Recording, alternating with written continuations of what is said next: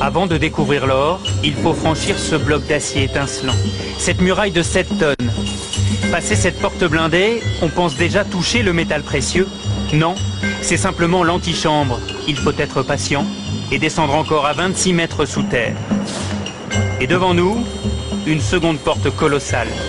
Seuls 5 agents de la Banque de France ont un accès permanent au coffre et donc les clés pour nous y emmener. Pour des raisons de sécurité, les gardiens du trésor ne doivent pas être reconnus. Ils travaillent à la souterraine. C'est cette chambre inaccessible où dort l'or de la France depuis 1920.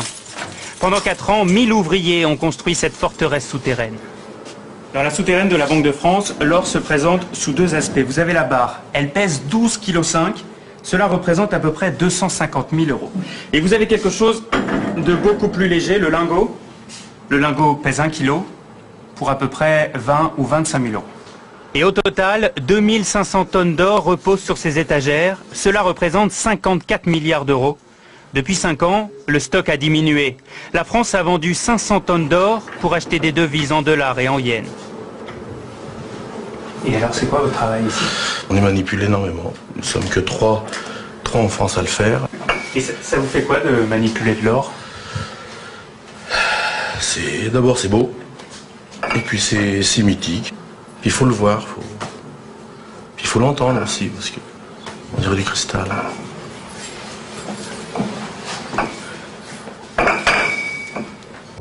Oui, c'est un son.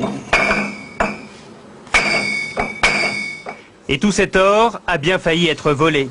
Nous sommes en juin 40, les Allemands sont à Paris, 4 officiers nazis se présentent à la Banque de France et demandent qu'on ouvre les coffres.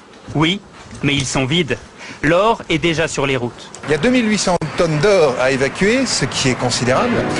Vous avez donc de mémoire 400 ou 450 camions, parce qu'en plus il faut réquisitionner les camions, ils ne sont pas tous là, la plupart sont partis sur le front. On fait ça de nuit, et puis là donc on file vers les ports, et puis donc après on partait vers Dakar, vers les Antilles, vers les États-Unis, qui sont les 3 grandes destinations. Seule une caisse de 50 kg d'or est déclarée perdue. Elle est tombée dans le port de Brest, et certains disent qu'elle a été repêchée. Après la guerre, l'or retrouve son écrin. Aujourd'hui, avec ce stock de 2500 tonnes, la France est le 3e plus gros détenteur d'or au monde, derrière les États-Unis et l'Allemagne.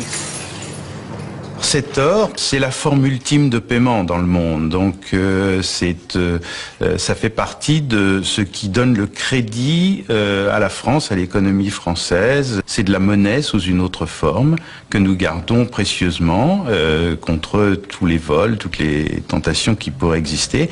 Et comme vous l'avez vu, je peux vous garantir que c'est très très bien gardé.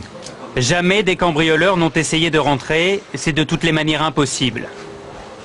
Avant de ressortir, nous longeons ces caisses en aluminium, encore de l'or.